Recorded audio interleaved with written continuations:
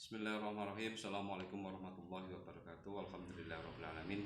Bertemu dengan saya kembali, Rudi Haryanto, pada mahasiswa PGKMI yang kali ini akan menyampaikan tentang teori perkembangan emosional dan spiritual peserta didik yang telah saya sampaikan pada pemaparan di belakang saya.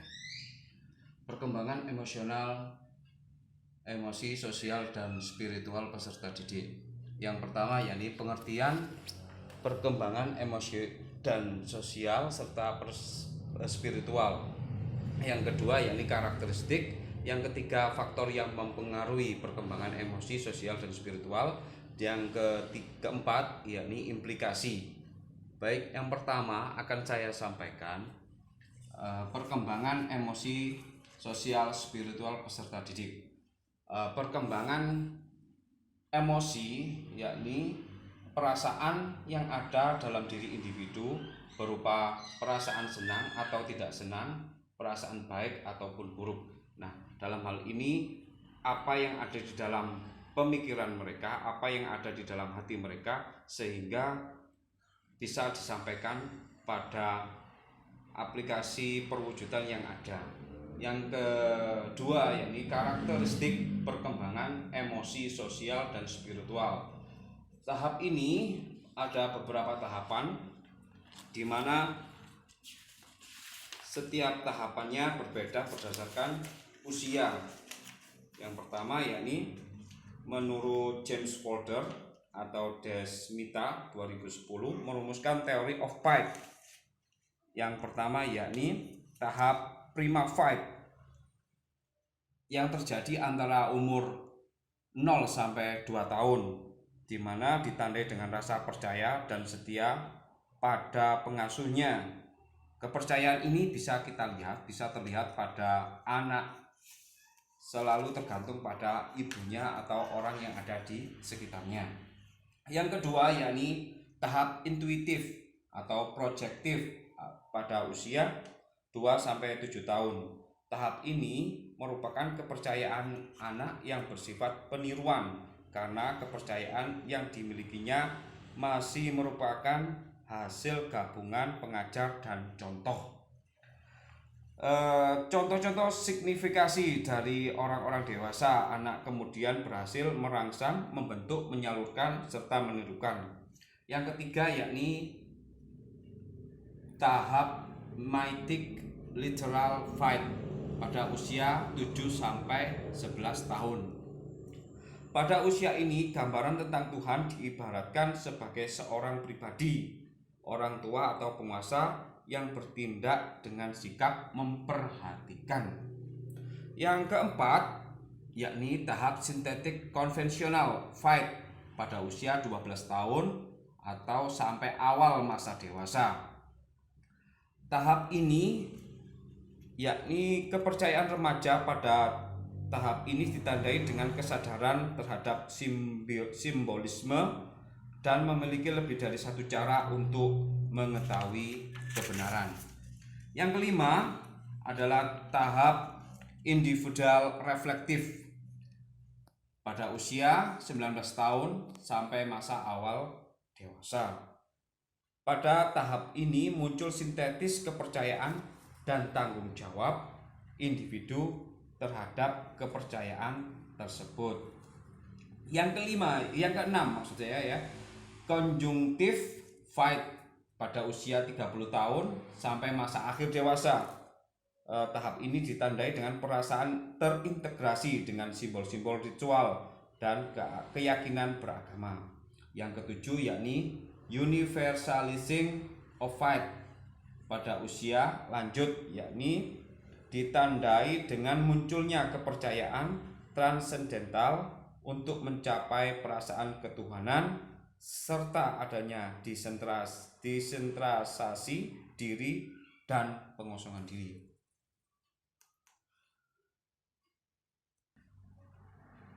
Selanjutnya yakni faktor yang mempengaruhi perkembangan emosi, sosial, dan spiritual peserta didik.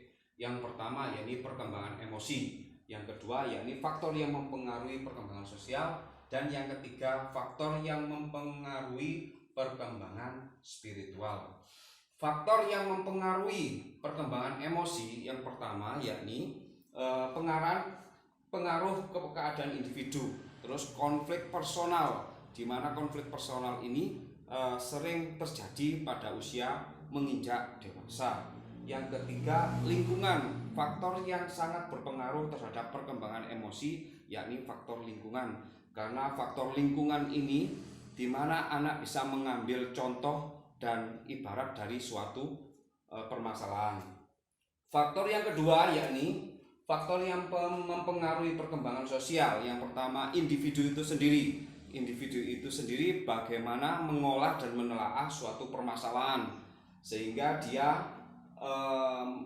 perkembangan kepada sosialnya bisa menjadi semakin maju. Yang kedua yakni lingkungan keluarga. Lingkungan keluarga ini terbentuk di dalam keluarga itu sendiri, bagaimana menanamkan perkembangan sosial kepada anak didik. Kemudian yang ketiga yakni lingkungan luar rumah, di mana siapa dia bergaul dan dengan siapa dia berkomunikasi, itu sangat mempengaruhi perkembangan sosial peserta didik. Yang keempat yakni pengalaman sosial anak, di mana ruang lingkup belajarnya, ruang lingkup bermainnya ini sangat berpengaruh pada perkembangan sosial. Yang ketiga yakni faktor yang mempengaruhi perkembangan spiritual. Faktor yang mempengaruhi perkembangan spiritual di dalam keseluruhannya ini terdapat pada lingkungan keluarga, di mana selingkup keluarga merupakan lingkungan pertama yang mempengaruhi perkembangan moral seorang anak. Yang kedua yakni lingkungan sekolah, di mana pembelajaran spiritual didapat dan dikonsumsi di sekolah. Lingkungan yang ketiga yakni lingkungan pergaulan. Pergaulan juga turut mempengaruhi moral seorang anak. Yang keempat, lingkungan masyarakat serta faktor hereditas atau genetis hingga tingkat penalaran dan teknologi yang berkembang di lingkungan anak tersebut. Yang keempat yakni implikasi perkembangan emosi, sosial, dan spiritual peserta didik dalam pembelajaran. Implikasi bagaimana keterlibatan antara orang tua, guru, dan lingkungan untuk mendukung perkembangan emosi sosial dan spiritual peserta didik. Yang pertama, implikasinya yakni guru dan orang tua harus lebih dekat, maksudnya komunikatif antara guru dan orang tua. Yang kedua yakni guru dan orang tua paling tidak harus memiliki observasi pada anak dengan cara mengamati, menelaah, serta memberikan penilaian terhadap anak. Apakah anak ini ada perkembangan secara emosi atau penurunan perkembangan secara emosional. Yang ketiga, guru dan orang tua mempunyai catatan, di mana catatan dan prediksi ini bisa menentukan perbuatan anak ini baik apa salah. Dalam menerapkannya, guru perlu melakukan strategi interpersonal, diantaranya mengerjakan strategi pemecahan masalah, melakukan strategi kooperatif, memberikan label perilaku yang pantas bagi anak, terus memikirkan dampak dari perilaku yang negatif bagi anak. Selanjutnya, dalam perkembangannya, peserta didik mampu memberikan ruang belajar yang sensitif terhadap perkembangan spiritual dengan cara yang pertama yakni menjadikan pendidikan sebagai wahana kondusif penghayatan dan pengamalan keagamaan. Yang kedua, mengembangkan rasa ketuhanan melalui spiritual parenting atau saling menjaga antara satu dengan yang lainnya. Yang ketiga, memupuk hubungan sadar anak dengan Tuhan. Ini bisa dilakukan melalui pembiasaan-pembiasaan yang positif. Kemudian menanyakan keterlibatan Tuhan di keseharian mereka. Contohnya, sebelum melakukan dan setelah melakukan sesuatu, ia terlebih dahulu melaksanakan doa. Kemudian memberikan kesadaran akan bimbingan Tuhan. Secara spiritual, anak mampu memahami bahwa di balik kekuatan yang ada di alam ini ada kekuatan lain yang maha dahsyat. Yang selanjutnya, merenungkan Tuhan bersama jiwanya, sehingga anak ini terasa aman, nyaman ketika dia sendiri ataupun sedang dalam keadaan ramai. Kemudian menjadikan agama sebagai sarana mencari jawaban. Yang terakhir, menanamkan nilai-nilai keislaman dan hikmah dari beribadah.